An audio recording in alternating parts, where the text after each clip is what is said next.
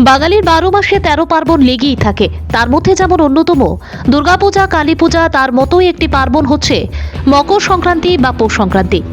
এই মকর সংক্রান্তিকে সামনে রেখে বাঙালিদের মধ্যে আনন্দ উচ্ছ্বাস লেগেই থাকে। বুড়ির ঘর কিংবা আলপনা তার মধ্যে অন্যতম। পিঠেপুলির মধ্যে এই মকর সংক্রান্তিকে পালন করা হয়। কিন্তু এই .com-এর যুগে গ্রাম বাংলার ঐতিহ্য এখনো প্রত্যক্ষ করা যায় গ্রামের কিছু কিছু জায়গায়। পিঠে তৈরির জন্য যে চালের গুঁড়ি ব্যবহার করা হয় তা ঢেকির মাধ্যমে সেই গুঁড়িগুলো সংগ্রহ করা হয়, তারই এক দৃশ্য আজ আমাদের ক্যামেরাবন্দি হয়। আজ রাত বুড়ির ঘরের মধ্যে রান্নাবান্না করে রাত্রি ভোজন সারবেন আনন্দের সহিত। আর আগামীকাল ভোর থেকে গ্রাম বাংলার ঐতিহ্যকে পাথেয় করে সারাদিন ব্যাপী নগর কীর্তন, নাম কীর্তন ইত্যাদির মধ্য দিয়ে আনন্দে মেতে উঠবেন ছোট থেকে বড় সকল অংশের বাঙালিরা। আর এই আনন্দ উল্লাস পরিলক্ষিত হয় গোটা পানিসাগর মহকুমা জুড়ে।